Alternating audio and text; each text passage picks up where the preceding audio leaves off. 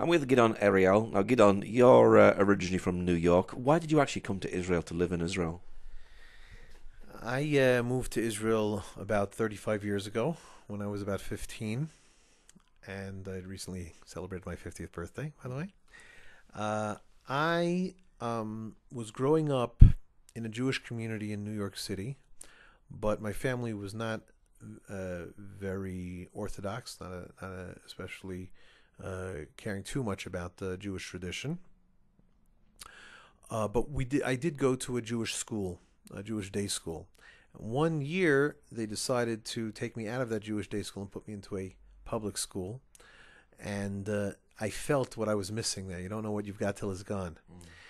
So when I came out of that fifth grade year, in sixth grade, I was happy to go back to that Jewish school, and I was invited to join a Jewish youth movement called Bnei Akiva, which is an Orthodox Zionist movement, and I just fell for it, hook, line, and sinker. I just loved the idea that we were all together, enjoying ourselves immensely, and believing in God and His directions for instructions for the Jewish people, and especially that He said that it is important for us to live in the land of Israel. Now, I had never been to Israel, but after 2 or 3 years of this youth movement, and then moving on to high school in ninth grade, my parents asked me if I'd like to go to Israel for high school, to complete high school.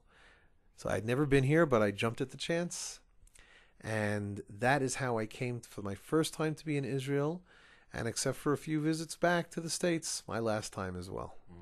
Was it easier making Aliyah to Israel? I believe that every Jew has within him a spark of what God wants out of him. But we've all got this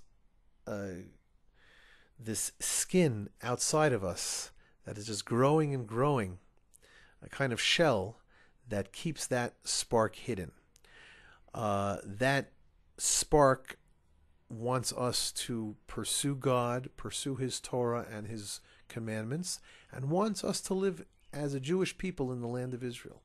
I feel that for me, that spark just managed to burst out of its shell back then when I was 15, and I believe that it's been shining brightly since then. So for me, my memories are that it was pretty easy for me to move to Israel.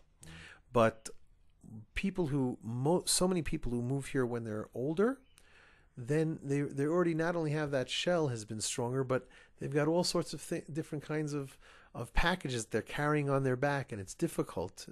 My kids are in school, they don't want to come, I don't know the language, I don't have a job, I don't have a place to live. This is difficult to move anywhere in the world. I say that moving is one of the biggest traumas that anybody can go through. But people who do move to Israel, even though so many of them are enjoying themselves immensely, at the very least, they're doing it for their children.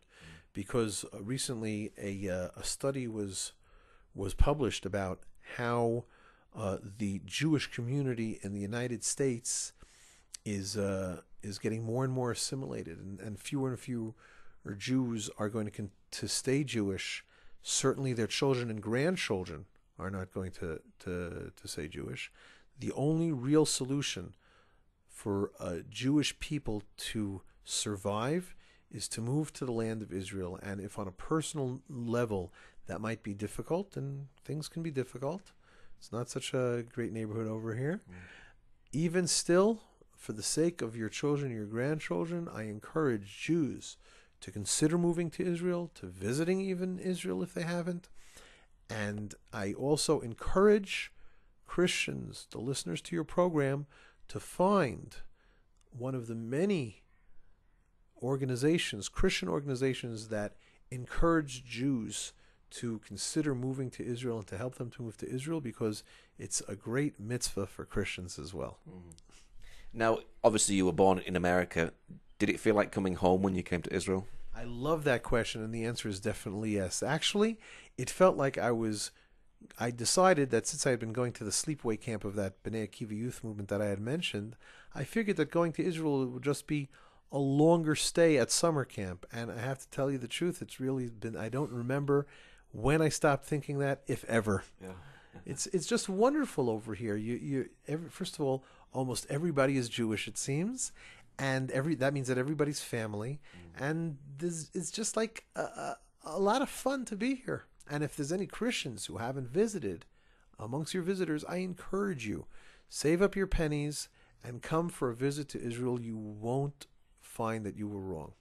And Israel's actually it's a very safe place, anyways, isn't it? You know, we have the terrorism. That's one side, although that doesn't happen a lot in some ways. But let's say on the streets are safer, aren't they?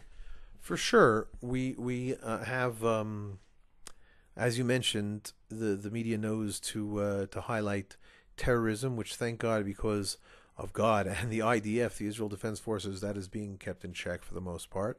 But for the most part, people here are very friendly, and there's much less crime than in other places. So, in fact, most people feel very comfortable in Jerusalem, in Tel Aviv, in Haifa, and in the smaller communities all around Israel. Now, you have a good relationship with the Christian community, and you run your own Facebook page. What's the Facebook page called? I have to just jump in and give the answer is a little bit too quick. When I did come to Israel, a few years after I came here, I noticed that there was a sign on a door across the road on a building. As I was walking, my habit here in Israel is to read the street signs. You can get a collegiate level degree in Jewish history just by reading the street signs of Jerusalem. And I crossed the street over there, and I saw that the sign said the International Christian Embassy, Jerusalem. And lo and behold, I walked in and I noticed that this was an organization of Christians who are supporting Jews. Now, this is something that we had not seen in America. We had Christian friends, but it was always us and them. And the history of Jews and Christians has always been Jews trying to defend themselves against pogroms and other types of horrors committed against them, against people who called themselves Christian. But little by little, I recognized that there were Christians who either out of a sense of guilt because they wanted to atone for the sins of their forefathers against the Jews, or simply because they read the Bible, where in Genesis 12:3 it says, "I will bless those who bless you," as God blesses Abraham, the forefather of the Jews. I see more and more pro-Israel and philo-Semitic Jew-loving Christians. And I felt that if somebody is extending their hand in friendship towards me, I'm going to take that hand and shake it vigorously and try to be their friend as well. And that is why the Facebook group that I have is called Jews Who Love Christians Who Love Jews and the Christians Who Love Them. We've got a few dozen Jews on that site, I'm not sure how many, but thousands, close to 5,000 Christians who find that this is a safe place for them to do fellowship with their fellow Christians and with Orthodox and some non-Orthodox Jews who are willing to accept Christians for what they are and hope that these Christians will also recognize, as difficult as it can be for Christians who call themselves evangelical, to accept Jews for what they are. And I'll give your evangelical listeners here a little hint. The best way to change somebody is to let them be. Just be their friend. And that is what we really need so much in our time. And so in this website and in others and in the activities that I try to lead groups and to give lectures around Jerusalem and around the world, all I'm saying is let's be friends. Has the relationship between Jews and Christians got better over the years? Thank you for that question. Like I said, I first came upon this idea of reaching out and being friends with Christians, some 15, 20 years ago. Well, thank God things have grown more and more. There's that ICEJ, the International Christian Embassy Jerusalem, that I mentioned before. I'm sure that you've got other programs that deal with them, and certainly your listeners can look them up. And there are other great organizations, even based here in Jerusalem, Bridges for Peace, Christian Friends of Israel, just so many of these beautiful organizations. And little by little, more and more Jews are learning to pull down their defenses a little bit, because these are Christians who really only want to be friends. They don't want to change us. This is something that Christians can sometimes find difficult to understand, that physical destruction and terror is only one side of the coin that Jews are afraid of and have suffered throughout their long history. But spiritual destruction is also something that Jews have to be very careful of. And there's no beating about the bush.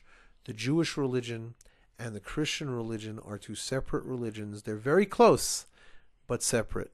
So as if we can say that good fences make good neighbors, then if we keep the fences up and allow each of us to practice their own religion, both of them are Judeo-Christian religions in that we believe in the sanctity of life, and we believe in live and let live. I think that that's the most important thing. And if we can learn to do that, then we can let God deal with the end time scenarios. Mm-hmm. And what's your prayer finally for Jews and Christians being in relation together? I'm very grateful to God, and that is a prayer of gratitude, that He has brought the Jewish people back to the land of Israel and has allowed so many Christians to see that and to be part of it as well.